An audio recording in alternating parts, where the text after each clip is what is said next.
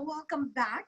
The Bronx Documentary Center is holding its third annual Latin Foto Festival that features award-winning photographers from the Caribbean and Latin America. And of course, due to COVID-19, the festival has been held, guess what? It's been held outside.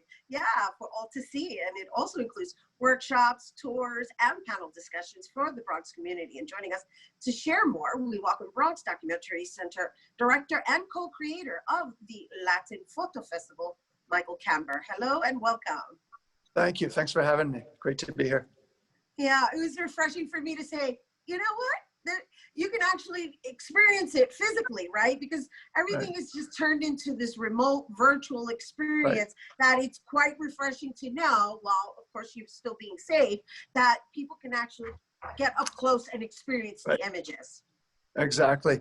Yeah, I mean, the Zoom stuff is a necessary thing that we have to do, but we've always done a good part of this show outdoors. And this year we just expanded it and made the entire thing outdoors. So all of the photos are up on these huge banners all over the neighborhood. And then at night, we're doing projections here in our backyard, and on some of the buildings around us. So we've really expanded. We've also, this year, we've moved up into a NYCHA, into public housing, and we put some of the photos up in the playgrounds up there, which the families have really loved. So let's talk about this mapping that you've done with the images and how you even chose these locations and what that looks like for somebody who's walking through the neighborhood, and give us streets as well. Sure. Well, I think if you come off the subway at the hub at 149th and 3rd Avenue there, if you walk up Melrose, you'll see them. They're all along the fence next to Immaculate Conception Church. And there's a big project there from Colombia.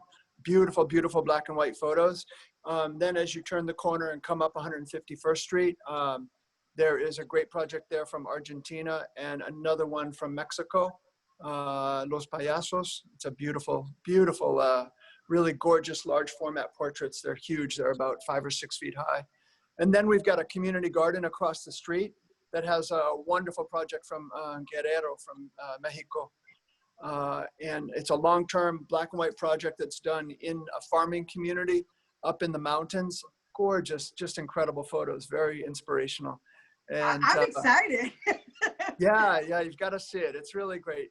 And the community garden is open all day, so people can come and sit in the garden and eat lunch, walk around, do whatever they want. It's wonderful. So how many images altogether are out physically on display in these larger than life size? We have 99 photographs out around the neighborhood. There's 99 photos. Wow. Yeah, and there's more than that on the projections at night, but we have 99 on display out there. And, you know, again, most of them are really, really enormous. So you can really see them. And it's 27 photographers from all over Latin America and the Caribbean. Wow. And so the reason I'm saying I'm so excited is because I was excited just experiencing the photos digitally, right? And while, again, I opened up saying, you know, this is the day and age we're living in. It's refreshing to be able to go and experience something different outside because, you know, our social gatherings are limited. However, what I do appreciate about your curation is the topics as well, right?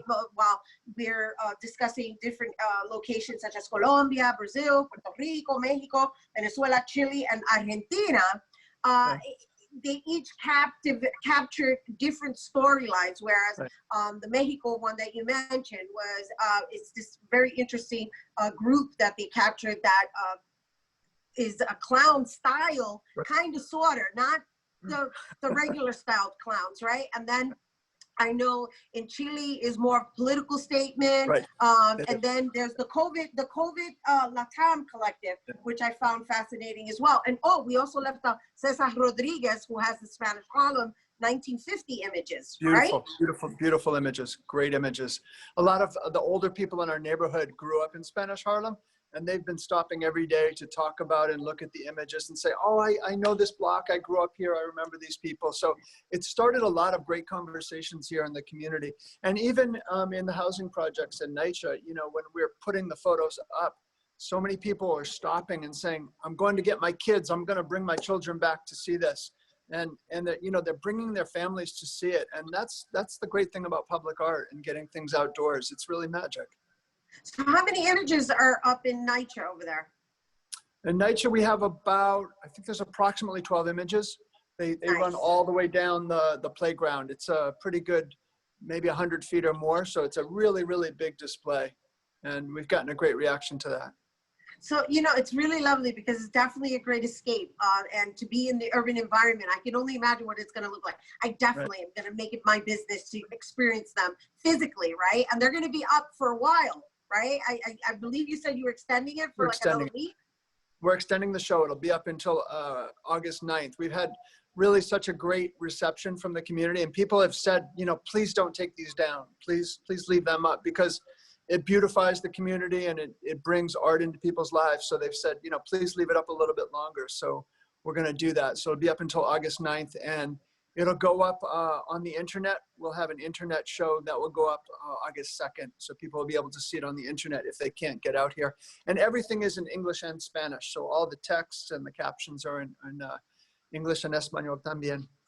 So, Mike, before we go, just share with everyone why you chose these specific locations to tell this story, and what was your objective in storytelling? Well, I think, you know, we've been here, the Bronx Documentary Center has been here for 9 years. And right from the beginning, we tried to get things outside. You know, we want to break down the walls of the gallery and get things into the community. So we've always done that. I think that's the best thing you can do with art. I don't think it should be elite. I don't think it should be enclosed. We've always tried to push things out where people can see it. So we chose schools, we chose playgrounds, we chose churches, places where people go to congregate, that are centers of the community, community gardens. We've always done that. We're going to keep doing that. And then I think in terms of curation, we tried to look at something that was widely representative of what was happening. And every country is different, of course, and has a different, you know, history and political situation. But we felt it was important to show the protest photos from Chile this year because there was such a strong protest movement there. Extraordinary works. There's a great project from Puerto Rico looking at racial identity, which, you know, is related to the Black Lives Matter movement that's going on here. You know, a number of different projects from Mexico on you know, partly on poverty, but also on people pushing back and resistance and making lives better. So we tried to have a whole range of things that would represent some of what's happening today in Latin America. Yeah, it's quite lovely, and right now we seem to the temperature, right, the climate in this particular time is basically forcing us all to have our voices heard, because right now the disparities are pretty much in our faces. It's apparent, and so it was very fascinating to experience what you've chosen to display in storytelling, because I learned, even just reviewing some of these images, certain aspects of these locations that I didn't know. Like, I didn't know Brazil had cowgirls and that whole culture. I didn't. Right. We also didn't want it to be a depressing show, you know, because, you know, people here, especially with COVID, are dealing with enough. So we need a show that brings hope to people and brings inspiration. And yeah, there's a huge movement of cowgirls in Brazil, and they're amazing, and they're stylish, and they're, you know, smart and passionate. It's wonderful. So we're trying to show the positive images. Wonderful. Well, thank you for bringing hope to our communities and for being a scan for the Bronx, and continued blessings on the work that you're bringing, especially bringing it into NYCHA. NYCHA is one of my pet passion topics, because we're reimagining it. And so it was lovely that you also are bringing it into that space. Thank you. We're committed to NYCHA as well. Thank you. It's a pleasure. Thank you. All right, you guys, once again, the BDC Latin Foto Festival is on display outside until August 9th. However, it's online. Exhibition will be on for all to view at laffbdc.org. Okay, we have to take a quick break, but when we return, we'll find out about a virtual musical event for you to enjoy this summer. Don't go anywhere.